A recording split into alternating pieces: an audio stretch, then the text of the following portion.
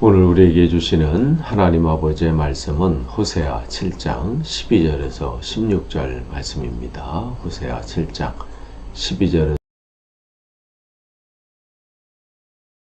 그들이 가는 곳에 그물을 던져서 하늘에 나는 새를 잡듯 그들을 모조리 낚아챌 것이다.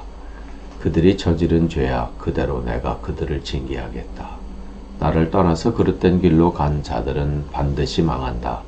나를 거역한 자들은 패망할 것이다. 건져주고 싶어도 나에게 하는 말마다 거짓말투성이다. 그들이 나에게 부르짖으나 거기에 진실이 없다. 오히려 침상에 엎드려 통곡한다.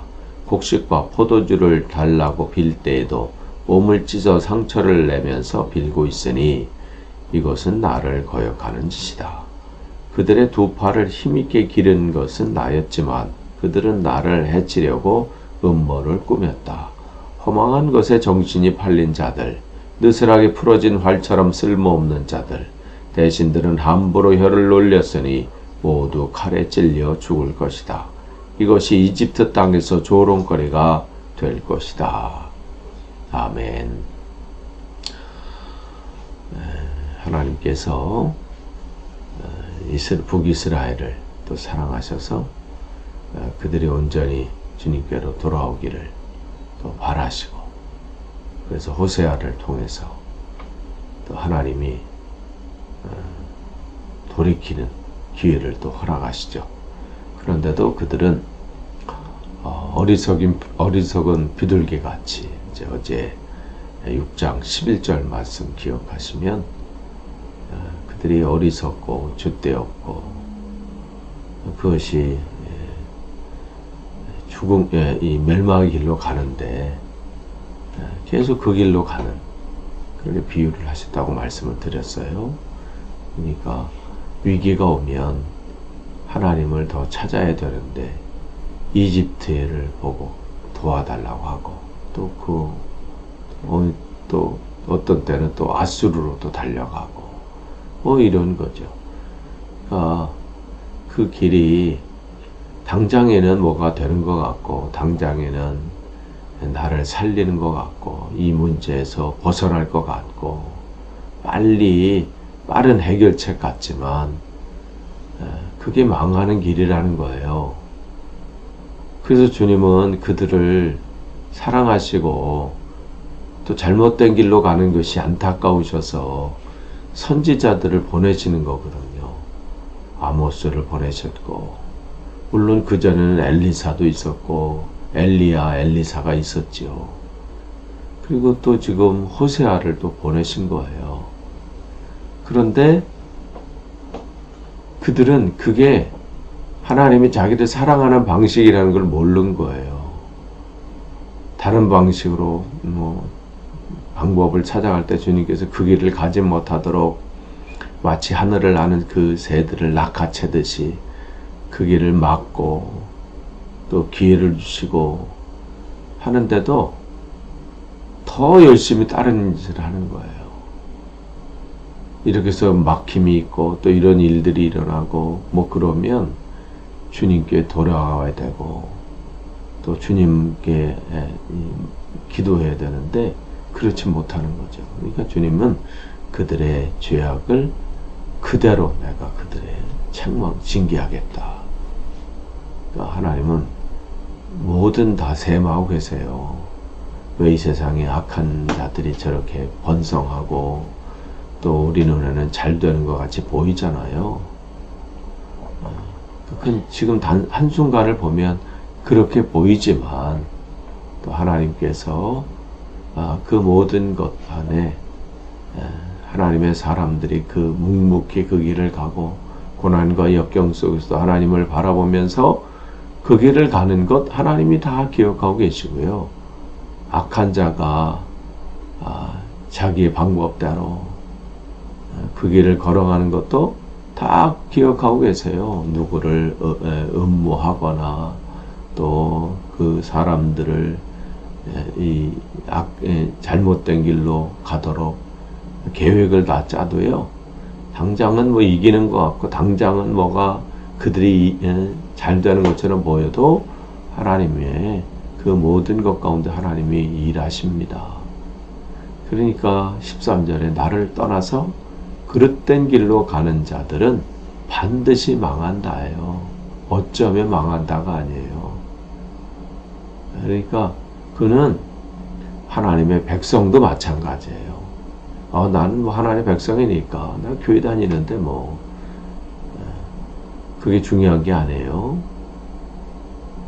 얼만큼 열심히 다니냐, 뭐 무슨 직분을 가졌냐, 우리 집이 뭐 신앙이 5대니 6대니 그건 아무런 상관이 없어요. 오늘 내가 하나님 앞에 온전히 서 있느냐, 이거 관심이에요. 주님은 그게 우리에게 주님의 중요 포인트입니다. 그런데 주님 앞에 거역하는 자, 주님의 뜻을 구하지 않는 자는 다 패망한 거예요. 왜 그러냐면 주님께서 우리를 이 땅에 보내셨을 때는 분명한 목적과 계획이 계세요. 우리를 통해서 하나님 나라 확장이 되어야 되고 그리스도의 그 향기가 드러나야 됩니다. 그런데 그 말씀대로 살지 않고 내가 온전히 서지 않는다는 것은 나만의 문제가 아니에요. 하나님과의 관계가 있는 거예요. 나를 통해서 하나님 그리스도의 향기가 드러나야 되는데 냄새만 풍기고 있고 악한 악취가 나고 그렇게 되면 주님의 나라 확장을 내가 방해하고 있는 거잖아요. 그러니까 근데 주님은 우리를 정말 다시 살리시고 온전하게 하기를 원하시는데 어떻게 해요?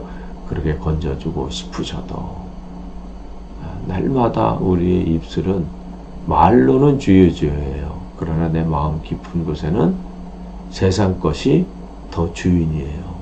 돈이 주인이고 권력이 주인이고 그걸 지키기 위해서 얼마나 더 거짓말에도 거짓말을 낳잖아요.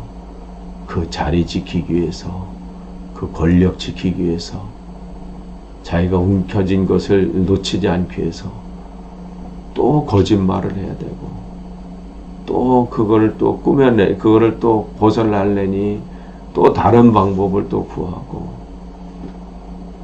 그런 지금 상황이 있는 거예요. 그렇게 거짓말을 하는 그 자신도 거짓이라는 걸 알 거예요. 그런데도 자기 조직이 살려면 또 그렇게 할 수밖에 없지요. 그러니까 어떻게 해요? 하나님은 할 수가 없는 거예요. 그렇게는. 왜냐면 자기가 잘못됐던 것을 알고 구해야 비로소 주님은 치유하시거든요. 회복시키시거든요. 근데 끝까지 버티는 거예요. 그러니까 14절에 그들이 나에게 부르짖으나 거기에는 진실이 없다. 그러니까 그들이 구하긴 구하는데 진짜 거기에는 주님 앞에 진실하게 내가 회개하고 주님께 돌아오는 게 아니에요. 당장 이 순간을 모면하기 위한 것이죠. 오히려 침상에 엎드려 통곡한다. 걱정만 하고 있는 거죠. 왜 내 삶이 이런가? 왜 내게 이런 문제가 왜 일어나나? 그런 거예요. 그러니까 위기 때가 기회가 될 수 있는 것은 다른 게 아니에요. 그때 진짜 내가 하나님을 바라볼 수 있는 기회가 되는 거고요. 하나님께 내 삶의 모든 것을 드리고 하나님, 내 삶에 이런 문제가 있습니다. 그러면서 주님 앞에 간구하게 되면 하나님을 만나고 하나님을 의지하는 기회가 되는 거죠. 그 문제가 해결되는 기회가 아니라 문제는 여전히 있을 수 있지만 하나님을 만나고 하나님을 대면하는 그 기회가 되기 때문에 그래요. 그런데 오히려 그냥 염려만 하고 걱정만 하고 있어요. 그리고 오히려 어떻게 해요? 곡식과 포도주를 달라고 빌 때도 몸을 찢어 상처를 내면서 빌고 있으니 이게 무슨 말이에요? 그 당시 우상 숭배하는 자들이 자기의 그 간구함을 관철시키는 몸에 막 상처를 냈거든요. 여러분 그 열왕기상 18장에 그 엘리야하고 그 바알 선지자들, 아세라 선지자들이 이 제물에 놓고 그 하늘에 불을 내리는 그것을 할 때 얼마나 그들이 바알 선지자들이, 아세라 선지자들이 몸에 상처를 내면서까지 그렇게 했어요. 그렇게 하면 뭔가 될 거라고 생각하는 거죠. 근데 이 모든 것이 뭐예요? 주님의 말씀을 거역하는 짓이에요. 주님은 진짜 우리 겉모습으로 예배, 화려한 예배가 아니고 화려한 악기나 동원해서 뭘 하는 거, 그거보다 내 중심이 주님을 통회하면서 주님 앞에 오는 거예요. 주님이 원하시는 것은 상한 심령이라 그랬어요. 정말 내 마음 깊은 곳에 나의 삶의 모든 것을 주님 앞에 고정하고, 내 시선을 주님 앞에 고정하고 주님을 바라보는 거죠. 세상 사람들을 이렇게 하면 내가 이 문제가 해결될까? 이렇게 하면 될까? 방법을 구하기 전에 하나님을 먼저 찾는 거예요. 그럴 때 하나님 주시는 지혜로, 또 하나님이 허락하신 만남을 통해서, 또 그 기회를 통해서 또 하나님의 살아계심을 또 체험하게 되는 것이죠. 그런데 그렇지 못하는 그런 상황이 오는 거예요. 그러니까 그들의 15절에 그들의 두 팔을 힘있게 기른 것은 나였지만 그 주신 힘을 가지고 나를 해치려고 음모를 꾸몄다. 그들은 그렇게 말할까? 우리가 언제요? 우리 열심히 주님 앞에 예배도 했는데요. 소득의 열의 하나는 주님께 바쳤는데요. 우리가 열심히 봉사하고 열심히 수고하고 선교도 하고 다 했는데요. 중심에 알맹이가 빠져버린 거예요. 내 마음 깊은 곳으로 진짜 내가 진심으로 주님을 사랑하고 있는지. 근데 그들의 삶 속에서는 그 모든 말과 행동과 그 걸음걸이가 자기들의 이익을 따라서, 자기들의 그 권력을 위해서, 자기들의 조직을 지키는 것을 우선순위가 되는 거예요. 그러니까 그들을 주님 뭐라고 평가했냐면 허망한 것에 정신이 팔린 자들. 이 세상의 삶을 마감하면 모두 다 내려놓고 다 사라져 버릴 것인데, 그것이 내 삶의 전부인 것이냐, 그렇게 살잖아요. 그걸 지키기 위해서 거짓말을 또 거짓을 또 행하고, 상대방을 또 깎아내리고, 상대방을 무너뜨리고 죽이고, 지금 일어나고 있는 모든 전쟁이 다 결국 그 허망한 것을 쫓아가는 삶의 결과들이에요. 그러니까 그런 사람들은 주님께서 뭐라고? 느슨하게 부러진 활처럼 쓸모없는 자들.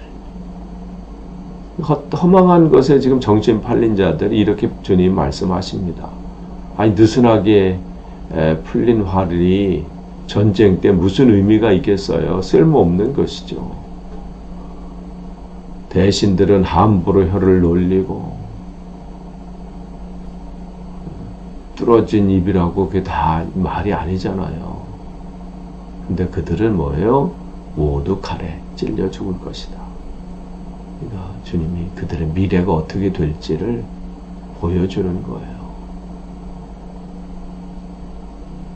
이것이 이집트 땅에서 조롱거리가 될 것이다.